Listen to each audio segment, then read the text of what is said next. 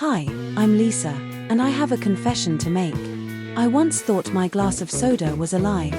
Picture this, it was a boiling hot afternoon.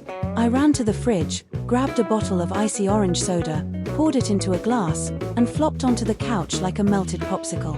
A few minutes later, I looked at the glass, and guess what?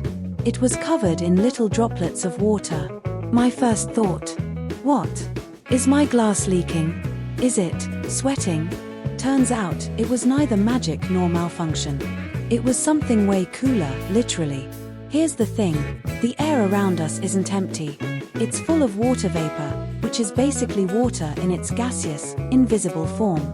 Warm air can actually hold a lot of water vapor.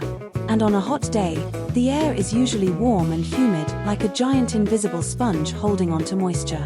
Now, when this warm, moist air comes in contact with something cold, like the surface of my chilled soda glass, the air right next to it cools down super quickly. And here's where condensation steps in. Condensation is basically the process where gas turns back into liquid. When air cools down, its capacity to hold water vapor decreases. Imagine the air like a sponge. When it's warm, it's big and can hold a lot of water. When it cools, the sponge shrinks, and all the extra water has to be squeezed out. And that squeezed out water doesn't disappear, it collects as tiny droplets on the cold surface of your glass. That's why you see your drink sweating. But here's a fun twist. The water on the outside isn't coming from inside the glass. A lot of people think the cold drink somehow seeps through, but nope. It's actually the moisture in the air that turns into liquid when it hits the cold glass surface. The colder the drink and the more humid the air, the more dramatic this gets. That's why, on muggy summer days, your glass sometimes leaves a puddle on the table within minutes. It's condensation working overtime. And get this, condensation is happening all around us, not just on glasses. Think about when you step out of a hot shower and your bathroom mirror fogs up.